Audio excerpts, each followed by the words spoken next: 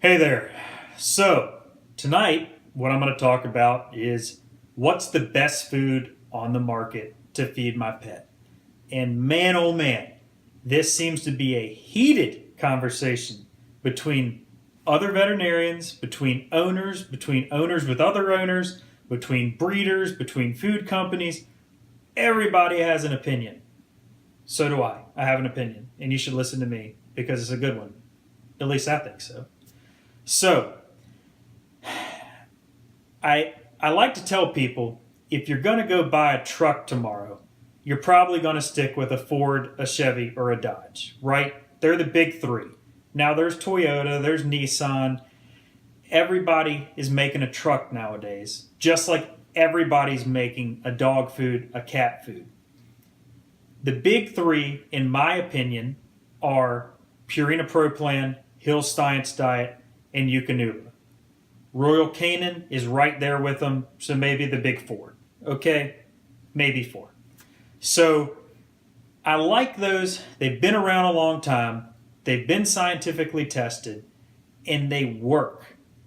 They've spent a lot of money to perfect those diets to make sure they're perfectly balanced, to make sure your pet does the best it can do while being fed a food. Now, something I think all vets can agree on is nutrition is likely the most underrated portion of veterinary medicine that is the most important that we just don't do a good enough job of explaining. Because owners, you guys, will go and research online and you got all the answers right there in front of you with Dr. Google. And I agree. There's a ton of information out there and it's overwhelming. And you think to yourself, if I'm buying the most expensive food on the market, it's the best one. Unfortunately, that's not always the case. Unfortunately, it's not that easy. A lot of the holistic, organic, grain free foods actually tend to be a bit of a falsity. They've got you under the impression that grains are bad and byproducts are terrible. And that if you feed these name brand big three, big four foods, you're not doing well by your pet and you can do better by feeding these other foods. The problem is dogs are omnivores like we are. They sort of need a little of everything, some starches, some meats, some vegetables, some anything but chocolate. Don't feed chocolate. But they need everything. So when you take that out of their diet, the stool becomes a little softer because there's nothing to bulk it up. So while those foods, people will come in and say, well, doc, the allergies got better. And they're right, they did. But not because of the reason you think.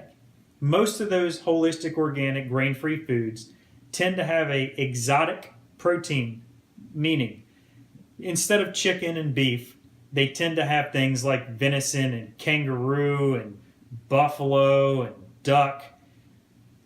Dogs are allergic mostly, and when I say mostly, I mean pretty much always. They're allergic to the protein source. So when you go from feeding them chicken, which they are allergic to, that happens to have grain with it, and then you feed them wild boar from Tanzania with no grain, and all of a sudden they're better, obviously the grain did it. No, it's because they're now eating wild boar from Tanzania. So the second problem that comes with giving a grain-free food is, like I said, the stool becomes softer, like soft serve ice cream. It's still formed. It usually is not diarrhea or cow pie consistency, so when they go, it stays in a log. But when you go to pick it up, it's a little softer. That becomes a problem because what I frequently see, people come in and say, Doc, my dog's leaking anal glands everywhere. I'm tired of the smell. Why is that? So then we have the food conversation, and it's a long conversation, and everybody gets heated and everybody gets excited. But in reality, all we're saying is they need more grain. They need more starch. They need more fiber. So then when the poop comes out, here's the rear end, here's the butt, Here's one anal gland, here's the other. What happens?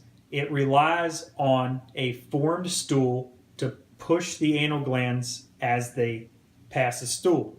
When the stool is too soft, the anal glands don't get pressed on.